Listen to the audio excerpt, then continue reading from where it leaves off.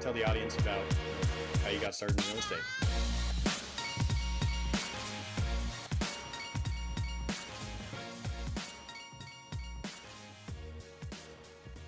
Welcome to the Masters in Real Estate podcast with your host, Tanner Webster. Today, I had the pleasure of interviewing Mark Hampton and Kevin Hall. Mark formed Rimrock in 1999 and has built over 14,000 apartments in the Mountain West since then. Hope you enjoy. Mark and Kevin, welcome to the podcast. Thanks, Tanner.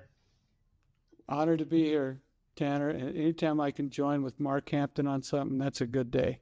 You and me both. Cool. Well, I thought I'd start with Mark's background. I think everybody's going to be really interested in hearing the formation of Rimrock and all the apartments that you guys have built and the lessons you've learned along the way. So, Mark, take us back kind of beginning of the career and then kind of talk about how you met Kevin. Kevin and I met at Franklin Covey. I was at Franklin in the real estate department with Mike Fitch and others building that campus as they were growing. They were growing like out of control, much to Kevin's credit. And Kevin and I met there early on, and after I left that organization and that campus, actually with Kevin's tutelage, and he is my mentor. We formed Rimrock in '99, but Kevin and I have formed a great friendship over the years and started at Franklin Covey. Very cool. And is that how you remember it, Kevin? Anything stand out to you about Mark when you first met him? We call him the Big Pappy because he's like a father figure to anyone. You know that, Tanner. Oh, yeah, of course. When you get to spend time with Mark, you're a better person. Oh, right. He gives a lot of credit to other people, but I think one of the first times I met Kevin, sorry to interrupt you, Kevin. For the first time I met Kevin, and I knew we'd be best friends, he rode down the hallway, Franklin Covey, with his road bicycle, right through the hallways of Franklin Covey. And I said, I need to know this guy. Sounds like a great start to a great friendship. So prior to that, I talked to Braden earlier today, said you started off building single family homes. Is that right? I did do some homes for myself. My wife and I, our strategy to try to get out of debt early on was to build a home, move in and live in it a couple of years and sell it because of the tax advantages for the primary residence exclusion in the IRS tax code. We could take the profits from that home and roll it into another home and try and get out of debt early. So yeah, I did start building homes early on. Uh-huh. Very smart. And then, so you formed Rimrock with a partner and with Kevin's guidance. What made you want to start Rimrock? Was it just you wanted to start your own thing and construction seemed like the best fit? I had an opportunity. This will bring Kevin full circle. But early on, I was working with Richard White. Richard White and I actually built Kevin a facility personally together as we worked for a new company. Richard White was a neighbor of mine when I graduated, what he was going to go do, where he was headed. And Richard was my first employer. And so my mom, actually, I didn't spend as much time as Kevin did in church, but my mom bumped into this burly dude down in church and asked Richard if he would employ me. And then he said something like, I won't employ anybody that sends their mom to ask for a job. So my mom forced me to go down to Richard's house and ask for a job. And so Richard was my employer until I got back off my mission. And I decided to take a different path and go to school where he stayed in the construction industry, and I call him the gladiator of construction. He's in his element when he pulls on rubber boots and waddles around in concrete, and he loves to build stuff. And I didn't love it as much as he did, and so I went into education a little bit. And in the process, through relationships, we had a little crossroad to come into, and it's about the time we were working with Kevin on his facility, and I actually remember a long ride that Kevin and I had as we drove to the Uintas to look at some land, and I laid out my life looking forward to Kevin, and Kevin's advice was, Mark, you can have your cake and eat it too. And we explored that. What that he can tell you more what that means to him, but to me it meant don't be afraid. You can go out and make a cake, and if you eat it, make another one, and keep making more. And through his mentorship, I was able to get Richard and I in '99 to form Rimrock and go from there. Kevin, do you remember that ride? I do. Yeah, whoever said you can't have your cake and eat it too, they had scarcity mentality, not abundance mentality. And Mark, as you know, Tanner, he would be in my top 5 of abundant people. He thinks abundant. He treats people abundantly. But yeah, if you make the cake and you eat it, you just got to get a few more eggs, a little more flour, a little more butter, a little more milk, and an oven, and you start all over again. A little vitamin S, you put that in there so it tastes good, and then you can do that. So yeah, you ought to be really careful about the things that we say to ourselves, because we don't see the world as it is. We see the world as we see ourselves, and the way we treat ourselves reflects in the way we treat others. And that's why it's an honor to be out here with you, Tanner, and with Mark, because I think Mark's been so successful, and we'll get more into his industry in building, because he builds people. He's in people development as much as he's in property development. That's from an outside looking in. That's what I've seen. Of course. One of my favorite things that I think anybody's ever told me was Mark told me that he's in the business of making people money, whether it's the owner, he's making them money by building a successful project. He's making subcontractors money by keeping on schedule. He's making his employees money, and he's also making himself money. And I think that type of mentality is really important, specifically in a service industry like construction. Well, that dovetails into what Kevin said just a minute ago. Some real estate professionals are about making themselves money at any cost. It doesn't matter anybody around them, right? But if you have an abundance mentality, then you got to make sure that subcontractor, whoever he is, when he comes on his job, is ready, that he can get there and make money, and he can be productive. And it just because of making him money makes me money, makes our owners money, keeps the schedule intact. It's abundant. The whole influence of abundant mentality, it should have been written for general contracting. Exactly. Okay, so you started Rimrock in '99, and then I think people see where you got to today. But you started in '99. How'd you get moving? How'd you get your first couple projects? What did that look like? Relationships, Tanner. I think that's what I talked about at the Urban Land Institute that we bumped into each other a few months ago. Was I think Mike is the one that said, "Hey, Mark, your parting words, what would they be?" And I said, relationships. You're only as good as the relationships around you.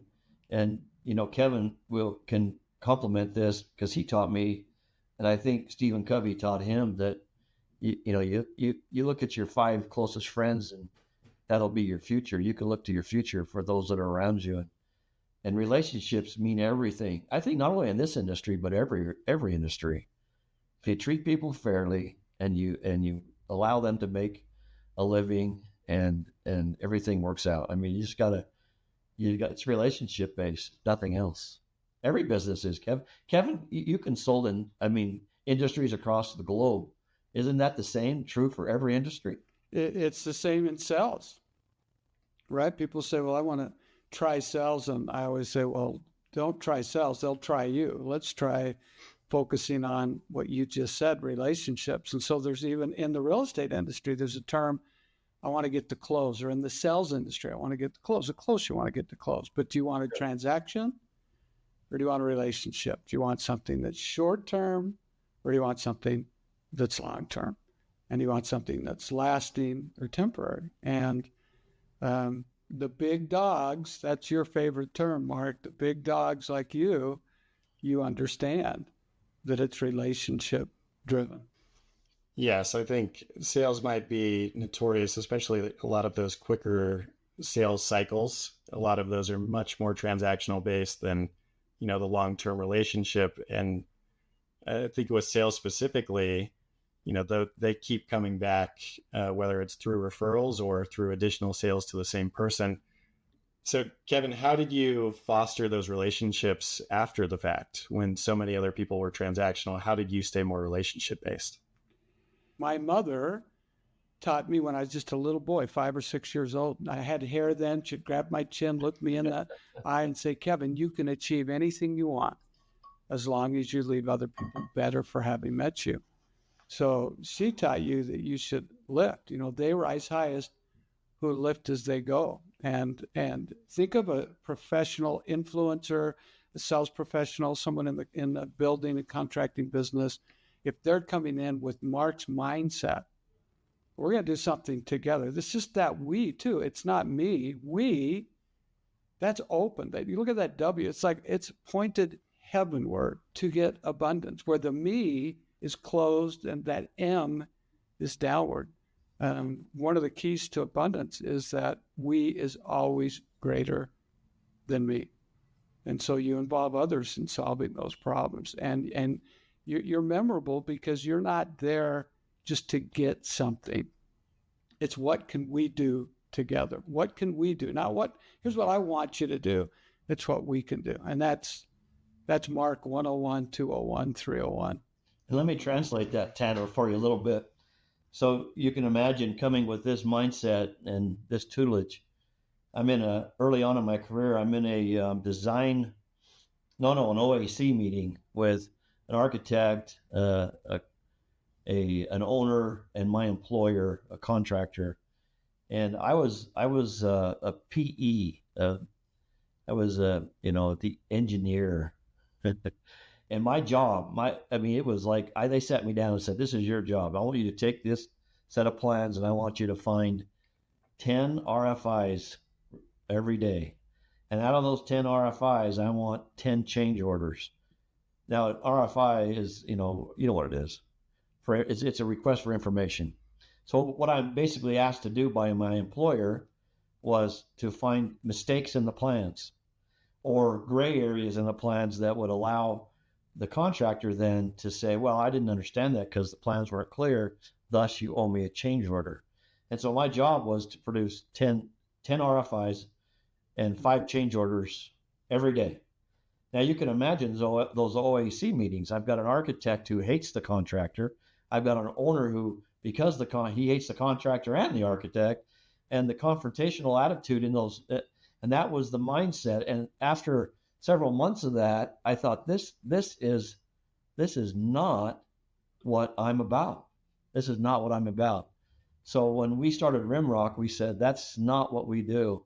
We ride for our owners. We solve problems for our owners. We open our books. We show owners ways, best practices to be successful, and whether it's ourselves or others, and even with our subcontractors, the same thing. We try to be able to be the we instead of the me, and be abundant and say this is how we would do it, and then we're all going to win. And then that's how come we do 100% design assist. We don't bid anything. And I don't know if you know this, we're running about $500 million a year in revenue, and none of that's bid. We sit down. I did not know that. That's incredible. We sit down with the design stages and we say, hey, architect and owner, here's how we ought to consider this and this and this, and it saves you money. And that way, that's an abundant mentality. That owner is going to come back and back and back, and it's a relationship. We're writing. I take bullets for my clients every day. But if I'm taking bullets from my client, then we don't want to be your client. We don't want to be your contractor. I mean, there's so many different types of contracts and types of structures when developers are working with contractors.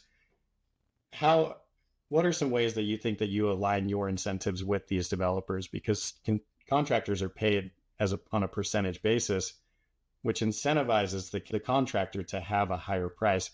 But you do not want to do that. You want to get the owner the very best price. So how else do you align your incentives with the owner? We don't. we truly want the best for that owner. We've had several of our owners that have come to us, and we've helped them design their project to be really cost effective. And then they found a general contractor that said, we can do that for less fee than Rimrock's doing it for. And then they went and tried that. They left us and had another general contractor build their project. Ultimately, the two that I can think of in our history have come back and been valued clients ever since because of that same mentality that the alignment wasn't correct for that contractor to bid it for, cost plus 0 or cost plus 1 or 2. And now he's got to do a change order every time he turns around to make any money. So our clients understand that we're riding for them, and our fees are really quite competitive. But I think what we see is the long ball. We like to see that client come back again and again and again. It's exactly what Kevin described earlier. Yeah. Let me tell you something else that's lacking in our industry that Kevin taught me. I'd love him to maybe even tell the story, Kevin, of your Boy Scout troop. But Tanner, the extra mile is never crowded. And when you go the extra mile for your client, it's usually there's nobody else on the path. But that's what it takes to be successful, is going the extra mile every time. And the extra mile, there seems to be nobody there trudging with you, right, Kev? Boy, you said it better than anybody could. It's not crowded on the extra mile, but that's where those relationships expand. And we've been on a hike or two in Alaska. Yeah, with bears, looking to see who's going to be the fastest one, who's wearing what shoes, who's got boots on and tennis shoes. But yeah, when we just do a little bit more. I liked what you said earlier, Mark. I'm here to work with my client. That term, design assist, if I got that right. That's right. We're assisting you to design and build what you want, not what we want.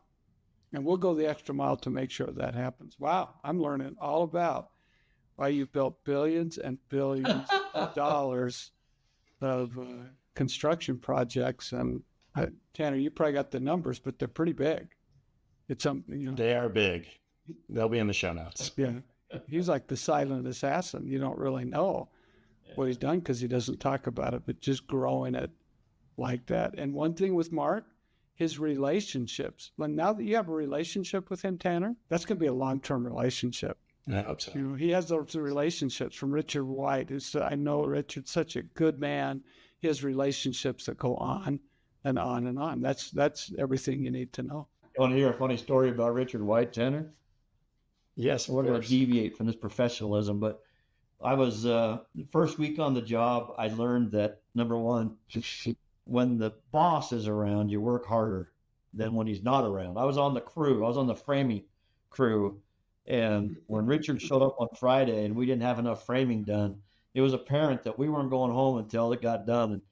And Richard had to go do business and carry on the company's business, so he wasn't on the job site often, but he pulled up on a Friday evening and he said, you guys didn't get done enough. And my boss, the foreman guy, says, well, it's Friday, we can do it Monday. He says, no, we're staying till you get done. We're staying. And so he grabbed me, I think because I was the low man on the totem pole, and he wanted to prove something. And he said, well, you guys go build that wall down there, and Mark and I are going to build this wall down here. We're going to get these walls stood before we go home tonight. And so now I'm shaking in my little hard hat, right?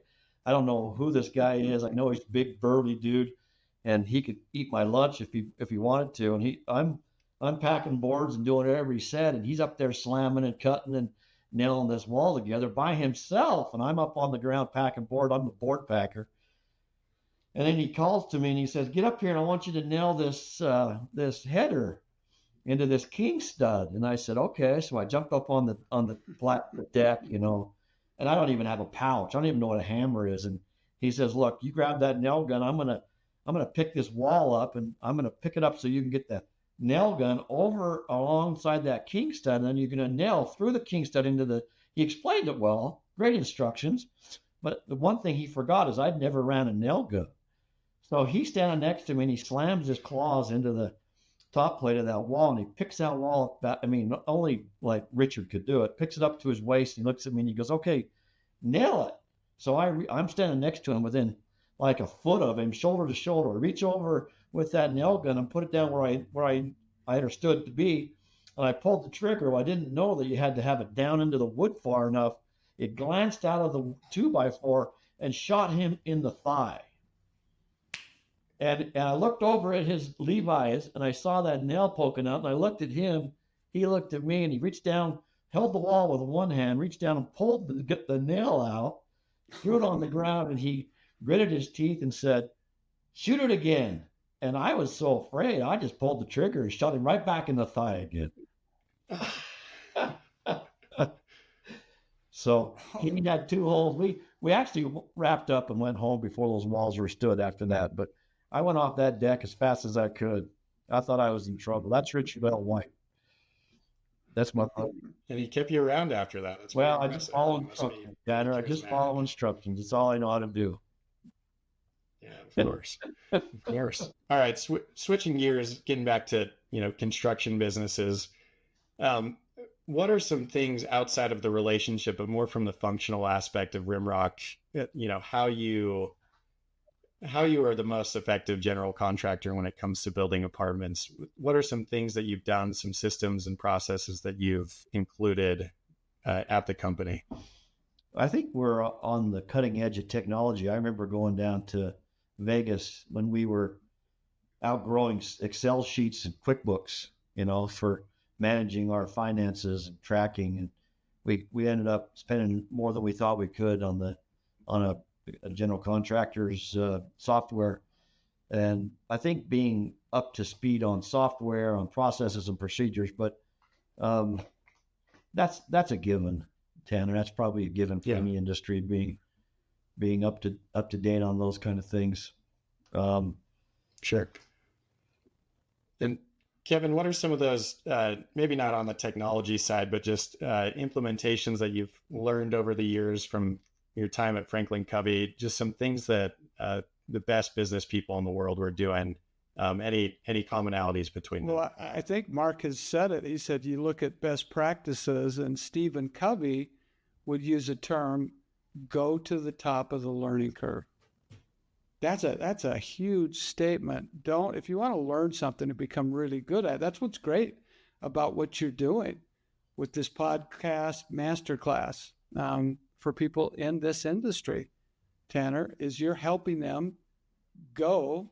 Not everybody's going to have access to Mark, but you're helping them go right to the top of the learning curve. And so he would always say, make sure you're going to somebody who's done it really well and to just learn and listen. That's a pretty key principle for success for the rest of your life, no matter what you're doing. What do you think, Mark? I think that's well said. That's exactly right. That's exactly right. So training, Tanner, in our industry, in any industry, I don't care, where you are in the company, having access to that kind of level of training, whether it's internal or external, it doesn't matter as long as we have that opportunity to help train. That's one of the things at Rimrock that I really appreciate is I can tell you one example is Brett Jones. Brett Jones no longer works here, and he's on his own doing his own thing, which I fully appreciate and I love. Here's why. He came on very young in his career, and he was our buyout technician, which means all he did all day was call subcontractors and petition them to come bid plans, right? And he worked his way up to be a division lead of one of the larger divisions of the company before he went on his own to do his own thing. And that internal growth, you need that. You need to be able to mentor and grow and help everybody from the technician who's calling subs to the division lead, the CEO. It doesn't matter. You got to grow every day. If you're not growing, you're dying, right? Like those flowers next to Kevin. Absolutely. Are they growing, Kevin?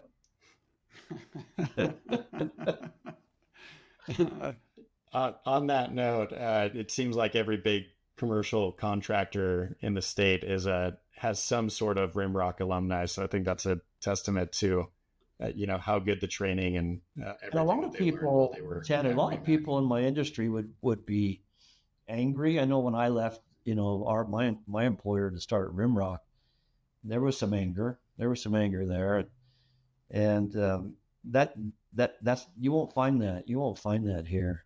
I think that goes back to the abundance mentality of there's enough opportunity anywhere. And that was kind of the reason that I started the podcast is, I mean, real estate's a $38 trillion industry. I think I can still have a good sized portfolio while helping other people, get to the top of the learning curve as well. Well, it's not easy. And I love Kevin's take. He does a better job at this than I do, but isn't it the fire, the heat of any industry, of any business that refines us, right? I mean, over here, let's see, wait a minute. Dave, this isn't a stage, Kevin. That's a piece of, it might look like coal. I don't know if you can see that. That's a piece of dross. Do you know what dross is? Or slag?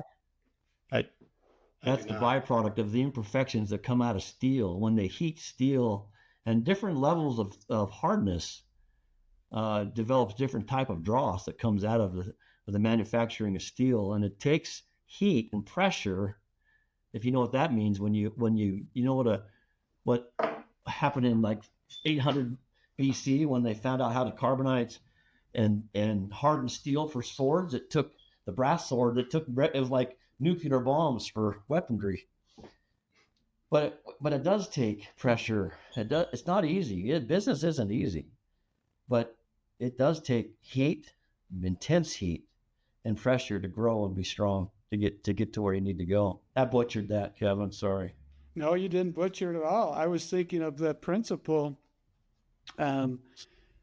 Most problems are temporary. We're all going to have setbacks.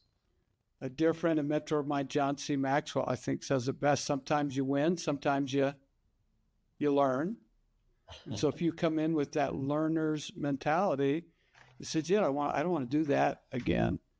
And you continue to grow and develop. And I love that philosophy that what happens to us happens for us, right? It doesn't define us if we've had a setback, if we've stumbled. We're going to stumble every day.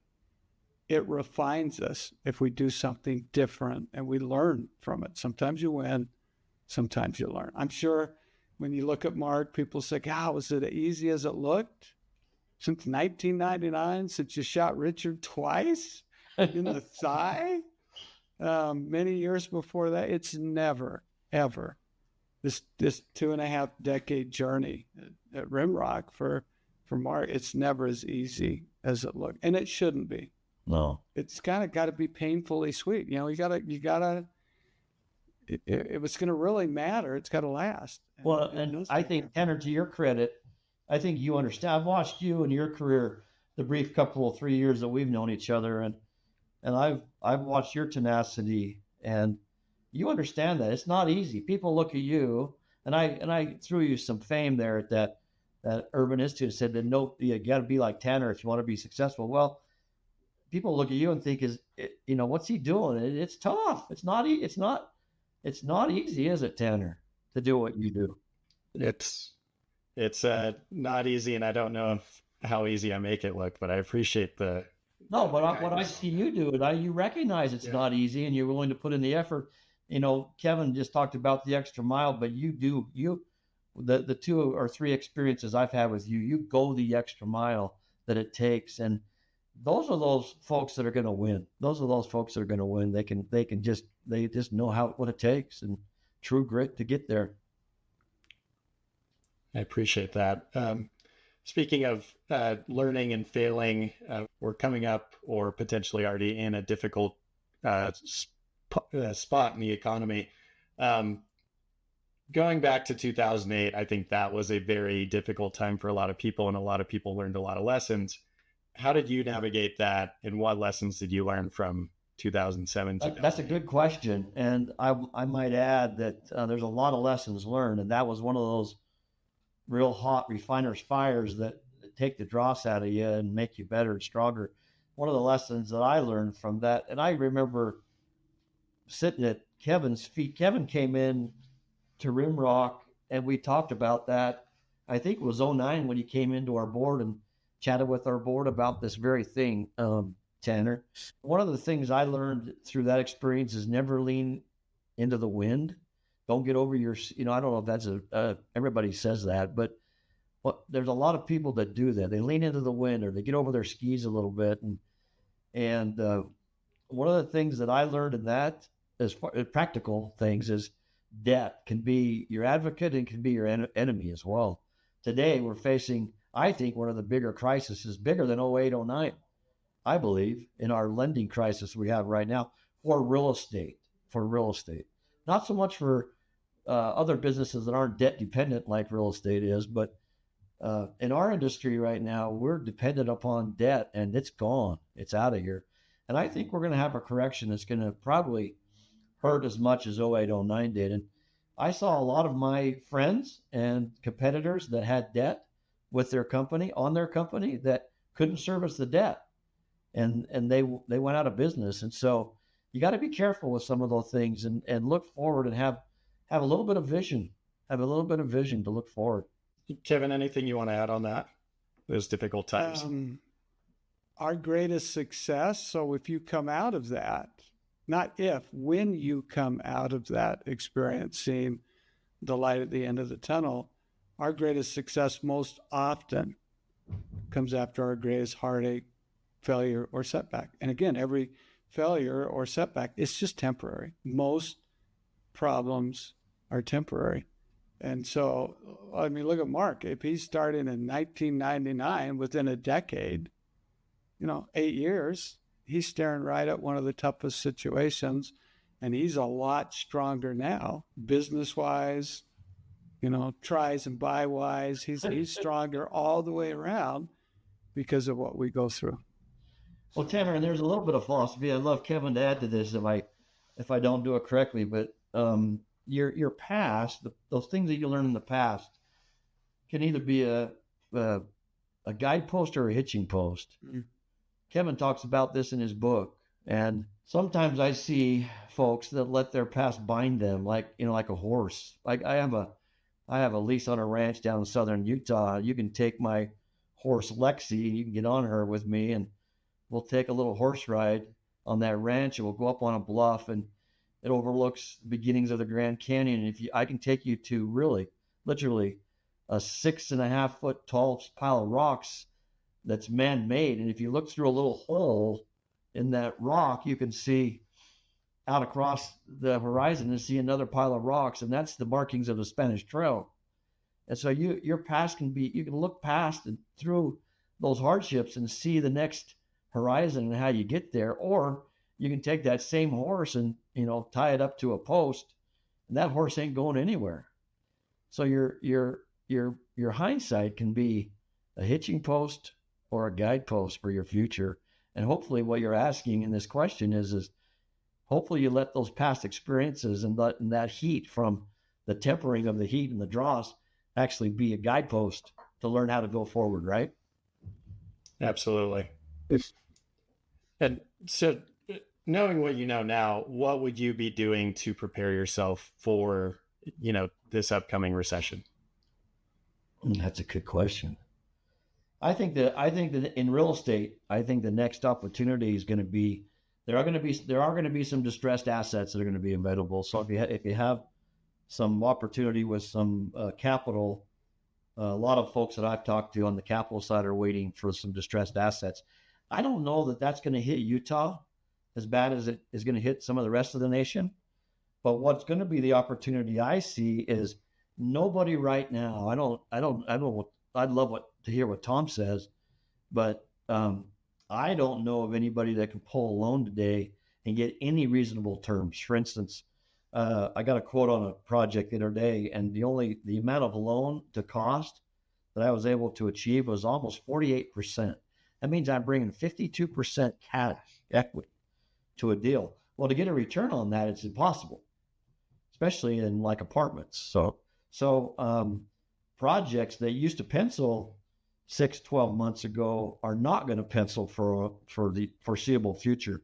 What does that mean? That means there's no apartments going to be built, and the inventory in, like, let's say it takes a couple of years to build one. So 2 to 3 years from now, there's going to be nothing new on the market.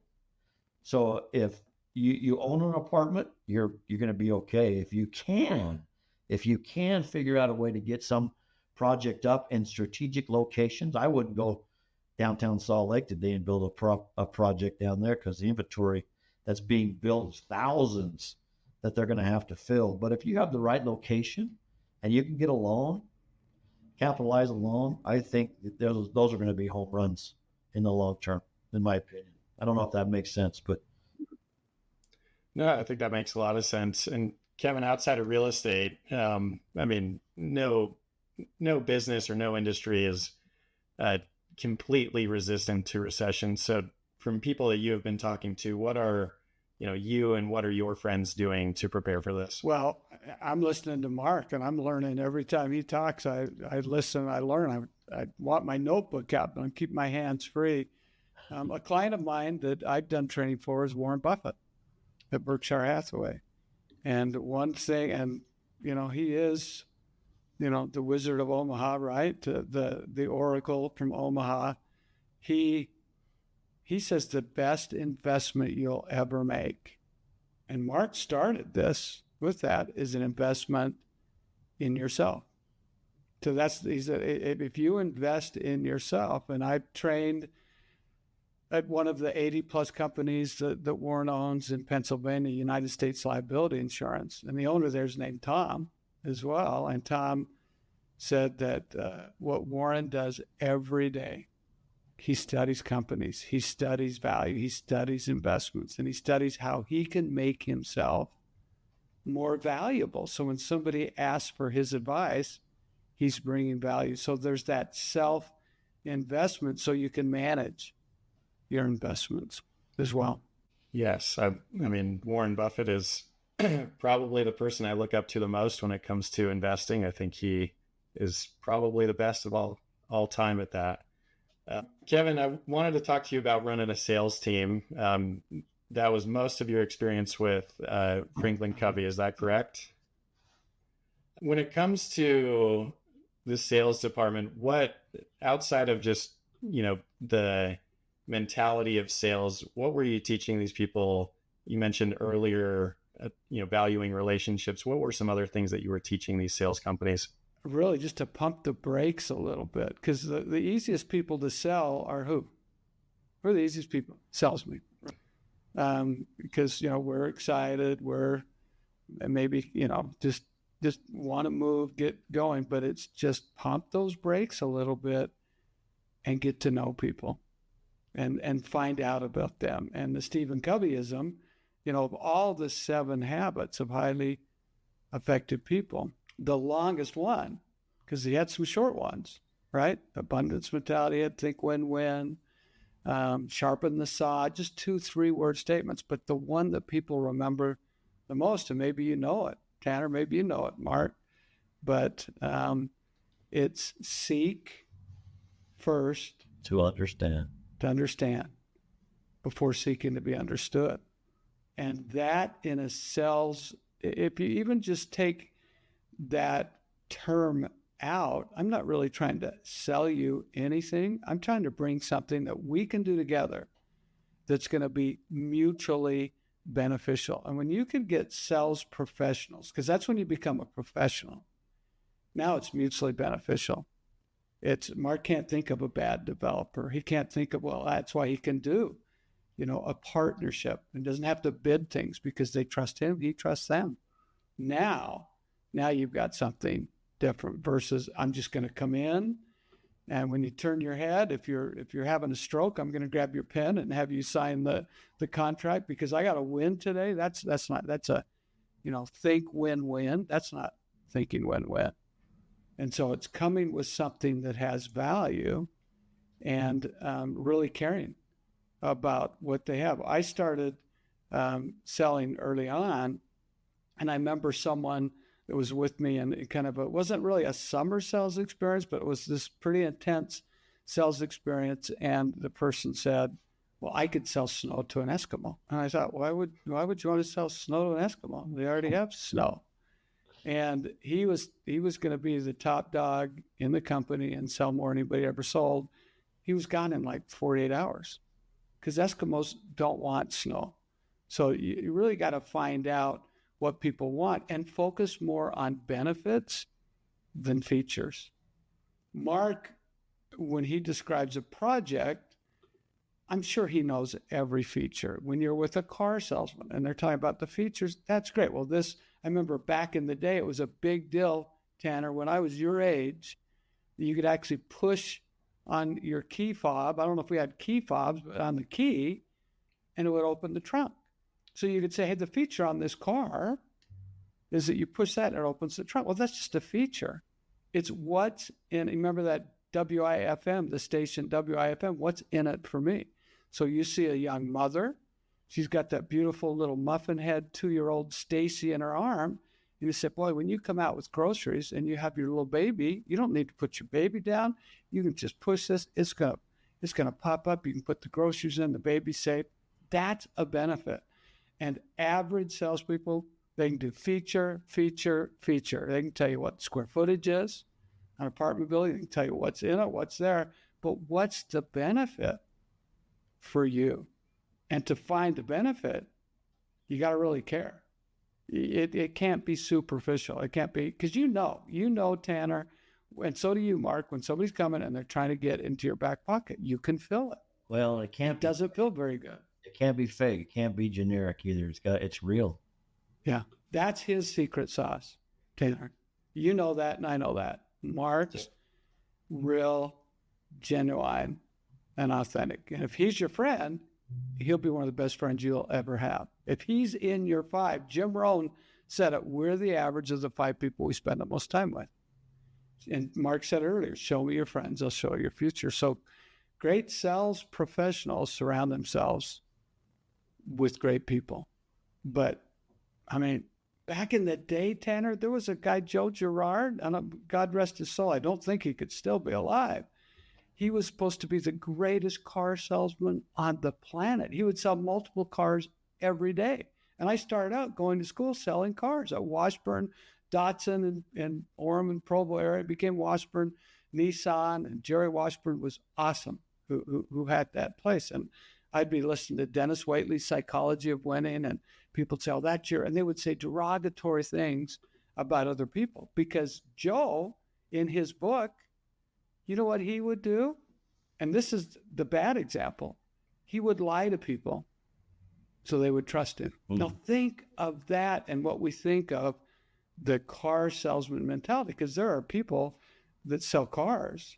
I know a woman that sells more BMWs in the world down in Beverly Hills, and she's in my book. And she takes care of people. But when people would trade in a car, he would take change out of his pocket or change that he had in a cup, and he'd throw it in the back seat or he'd throw it down the cracks. And then he'd say, oh, before you trade this car in, oh, we found, 75 cents. We found $2 of coins. I want to make sure that you get these. And he wrote about it in his book. Oh. Like that's not relationship. That's transactional, and that's manipulation. And he kind of crashed and burned. I mean, it kind of came out. He would drop business cards at parades. And he sold a lot of cars until people started to see that it wasn't authentic. And then that repeat business that you get from somebody. I mean, if somebody's you probably want to cut that whole thing out. I don't know why I went on that. I like it. That little piece. But if you're going to throw change in a car that isn't in a car to get somebody to trust you, that is not authentic. Authentic means gentes is yourself, and auto is a state of being. So when we're authentic, we're being ourselves. That's the other thing. I think, Tanner, whether you're a builder sitting down with a prospective partner, a developer, you're a contractor mapping out, I don't know how many units it is. If they know that the person in front of them is real, they're authentic, they're genuine, hey, game on. But if they feel like they're playing a game and they're playing a part in a game, one word I use a lot when I'm training is character. And character, yeah, it's our word, it's keeping our word, it's doing the things we say we're going to do. But in ancient days, Tanner, character was something that was engraved on wood, on stone, on metal. It's everything good and everything bad that's ever happened to you. And so it's okay sometimes to say, I've had a few hiccups. Oh, I've hit a few bumps in the road, and just be authentic with people. At Shakespeare's time, a character became a part that somebody played in a play. And what did they wear in the play? Costume. They wore a mask. So when you get that non-professional salesperson that comes in and they're playing a part and they're just quoting features and they're just trying to get in your back pocket or get you to get something that isn't in your best benefit,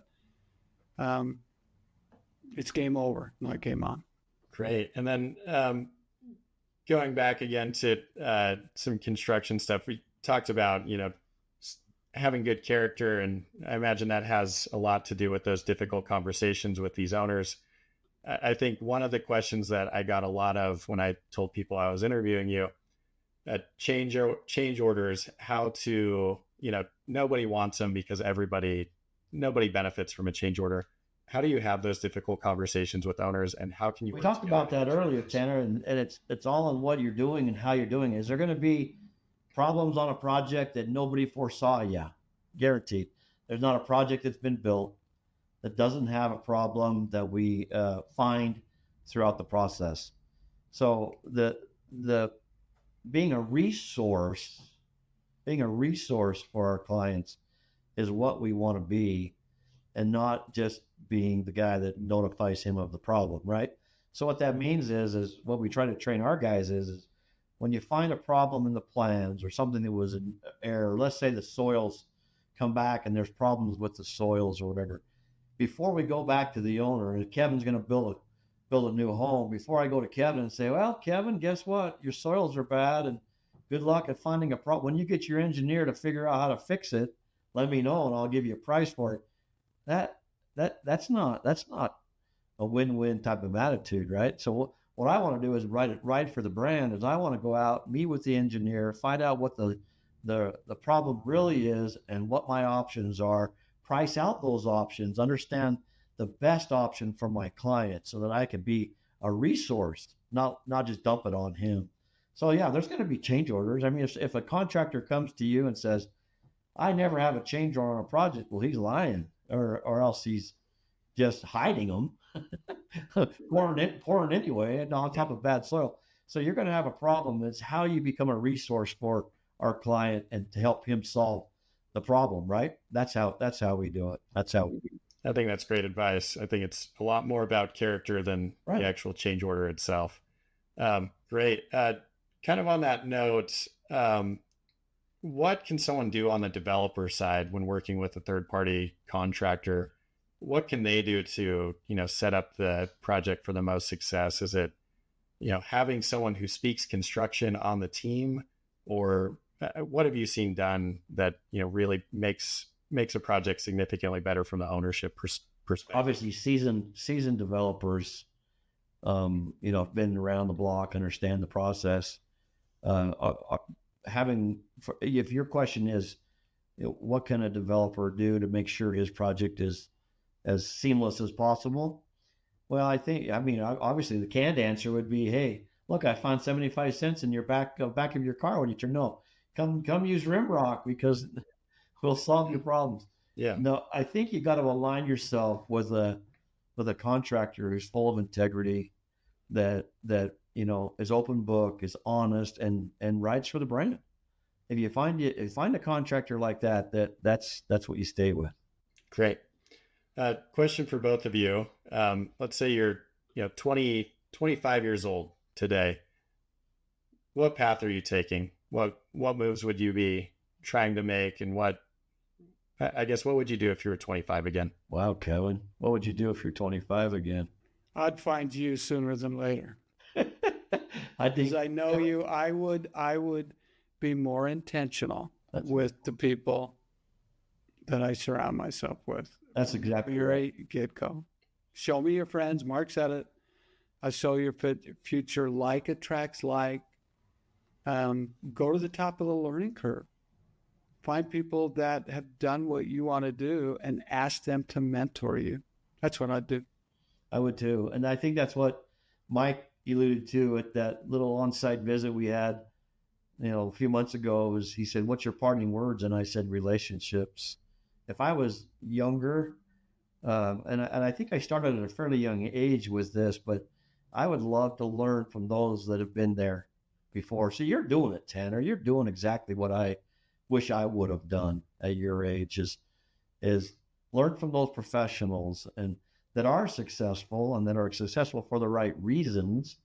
And then I would just learn and be mentored by them. That's why when you called me, I said, I want you to meet Kevin because he mentored me and he helped me understand what I wanted out of not only business, but out of my life, out of me personally, what I want to be like. And so that's what I would do. I would find the folks in the business, in the industry that are full of integrity, and I would surround myself with them. And that's easily done, not easily done, but you can do that because those guys have abundant mentality. They want to give back. And so they would love to mentor. They would love to mentor. Great. Well, I appreciate both of you coming on and mentoring, me and the audience that I have. Want to bring it home here. You both are very successful, obviously, but you're still, Mark, I know you're still out there doing deals, staying involved. You're not sitting at home watching TV. What are you doing and why are you still doing it? If you said, what would you do tomorrow if you could do anything? I would drive down to St. George and hang out with Kevin. What I do every day, and not to get sappy, is I love the people that I associate with, and I will do that every day. I love that. Kevin, what about you? What keeps you still, after all the years of success that you've had, you're still out here mentoring people? What makes you do that? I'm inspired by you, Tanner. What you're doing is needed. This is important. You're what we both said. You're 25 again. You're filling that need that people have, and so I don't want to do too many Stephen Coveyisms. I've got a few of my own, but I just had his daughter join me for a master class, and she finished his book, the last book. She finished it after he died. She co-wrote it with him, and it's Live Life in Crescendo. And it means, there it is, right there, live life. On the back of my phone, Tanner. He's got it on the back of his phone, and that means our greatest work. I did some training with Mark's family up in Sundance not that long ago. And about this time of year, it was about this time of year, wasn't it? It was around Thanksgiving. 2 years ago. 2 years ago. And we talked about your greatest work is ahead of you. And I don't think I'll ever retire.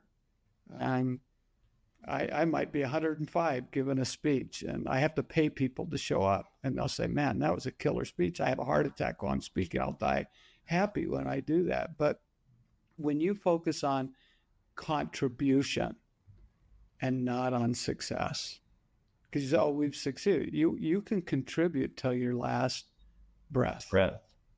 It can be the person that's standing next to you in the grocery line, be your neighbor. It can be somebody right in your home, even more important. But to keep focusing on contribution. Yeah, I think Mark's he'll be doing stuff. He'll be doing deals. He'll be ringing bells. He'll be making a difference till his last breath. I know he will. And I hope to be able to emulate his example and be able to do that. And how old are you, Tanner? He is 27. You are a wise soul. My goodness, at 27, you got so much good ahead of you. I appreciate that. It's guys like Mark who have helped me along the way. So I owe it to guys like them. Pleasure and privilege to have joined you and Mark today. Let's do it again. It'd be fun to do this another time. Yeah. Thank you, Tanner, for the invite. Yeah. Sounds great. Amen. Thanks, guys.